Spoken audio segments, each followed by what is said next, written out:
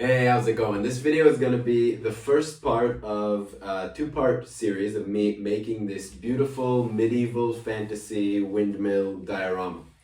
Now, this was made completely out of recycled materials, mostly cardboard, a bit of a wood skewer, some plastic, some other things. You'll see all that later on in the video. But yeah, I'm super happy with the way it came out, and it's really simple to make. You can follow along the video and probably make it yourself too. And yeah, so let's hop right into it and let's go. Alright, and with that, let's hop right into the build. So, to start off, I wanted the base of the windmill to be a hexagon shape. So I cut off 6 pieces to act as the walls, and with a bit of geometry I realized that the width of one of the walls would have to be the diameter of the hexagon. So I measured out a nice circle using the width of the wall and shaped out the area that the hexagon will be.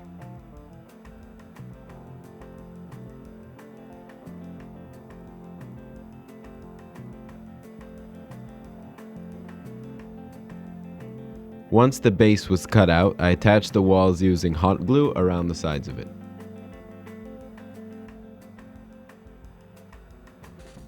Now I wanted the base to be made out of bricks, so I started out cutting these individual bricks out of the cardboard. Now this took forever. I had to cut out hundreds of these little bricks, and then after cutting them out, round the edges to make them look a little more like bricks. Painted on a bit of white glue and just started attaching just hundreds of bricks. This was one of the longest parts of this entire project, was just making and attaching these bricks. I think it was like half a season of Game of Thrones just doing this.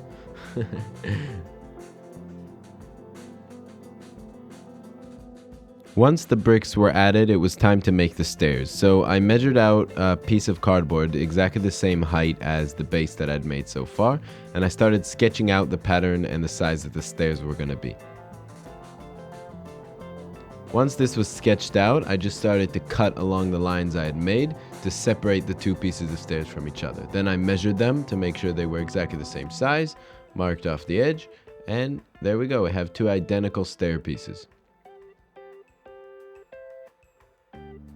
Next, I got some thinner cardboard. This is a bit thicker than cereal box cardboard, but it's thinner than the corrugated stuff I used for the frame of the stairs.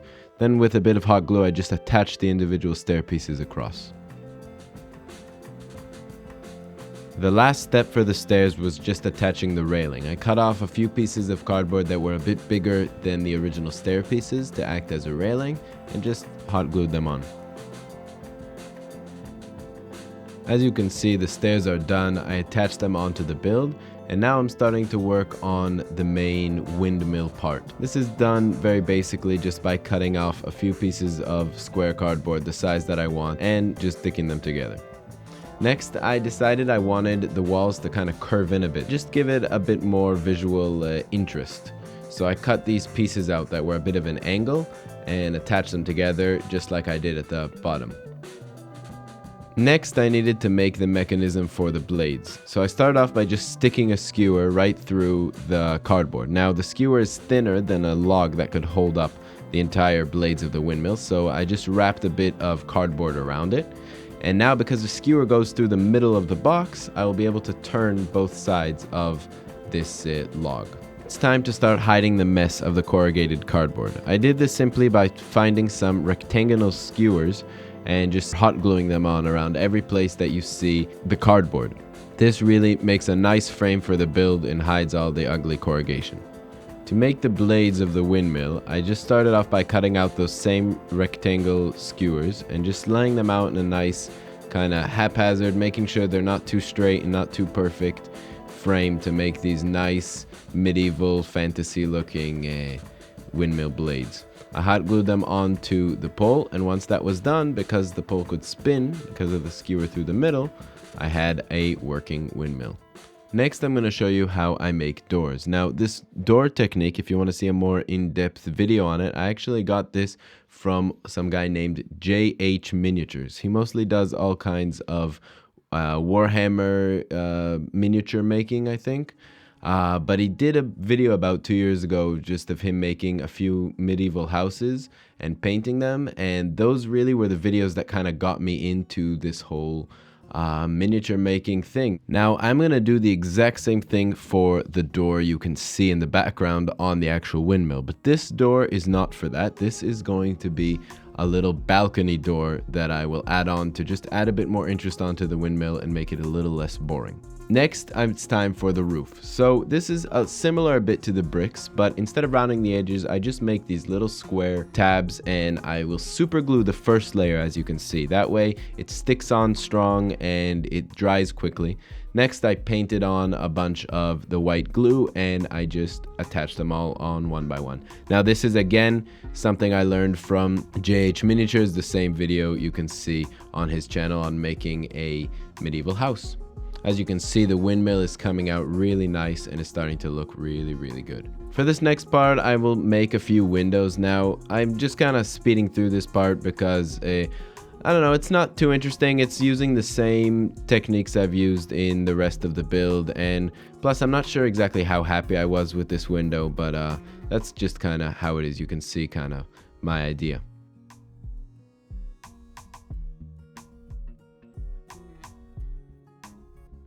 Next, it was time to make the wooden boards for the walls. Now again, this is exactly from JH Miniatures video. I'm doing the exact technique that he talks about, cutting them up in different lengths and adding them on, as you can see there in the background. For this next part, I'm going to be hiding the corrugation on the base part, but I'm going to be doing this with round skewers instead of the square skewers, just to also to add a bit of variety, and also because it just fit in better.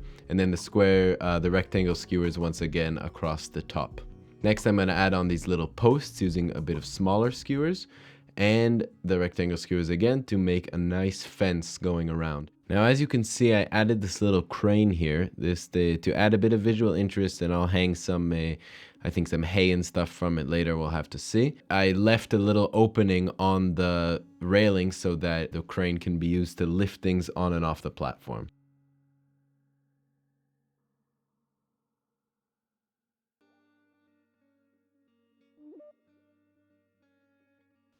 I'm gonna add on another crane now onto the high balcony because I want the people using this windmill to be able to bring things on and off from the high balcony.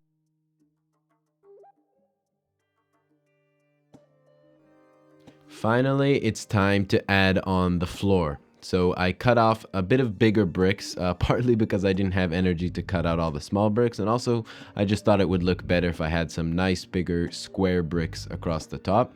And I just kind of started adding them on, cutting them to size and gluing them all across the top of the platform. I did the same thing along the railings, again with these bigger bricks. And yeah, that's about it. The whole thing is looking really good, and it's time to move up and start adding the finer details. So the next thing I want to add is going back onto the blades of the windmill, and I wanted to make it look like it's made out of cloth, so I just got some of this like wool. Honestly, I could have done this much better. I just kind of, each one was done differently with the whole experiment of putting water and white glue and super glue and sticking it on and leaving it overnight, and so I couldn't really tell you what the best strategy to do with this. Maybe try not using wool and maybe use like some kind of washcloth, but they came out nice and I let them to dry overnight. The next part is this sand. This makes a really nice concrete kind of fill texture on the places I don't want to add wood. So I just kind of paint on a bit of glue and pour this fine sand that I just got from a construction site. Now, this is again taken from JH's. There's almost everything you need to know in that video on how to make really nice basic houses. The next day, the windmill blades were done. So I, again, just kind of glued it all on.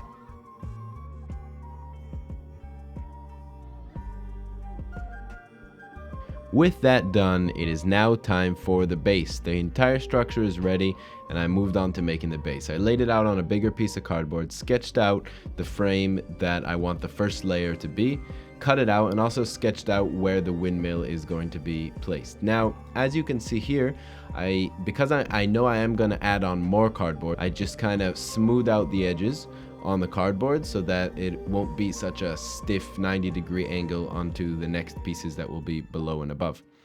And then with a bit of hot glue, I just glued on the structure onto the base. For making the hills, there's really not much to say. You just kind of cut off a bunch of little pieces of cardboard, cut them out to the shape that you want, just to kind of bulk up the area. This will later be covered over. You don't need to make sure this looks nice. I just kind of made out the basic shapes I want for the hill.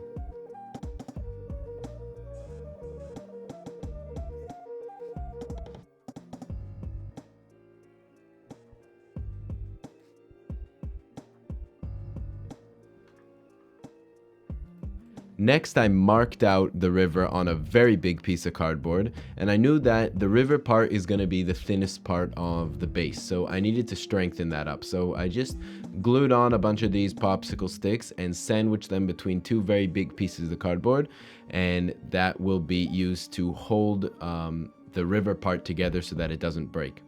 Next, I glued on one part onto one side,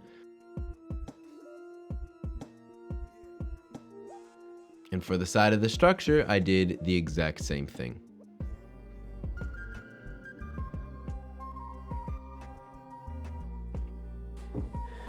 All right, with that, we're gonna finish off part one. Now, as you can see, there's still a lot of work to do, decorating all of the fine details and the painting, but we'll do that all in part two. We finished the basic structure here in part one, and now it's time to start making the trees and all the stuff that make this thing really come to life and look so good. So we'll see you in the next video.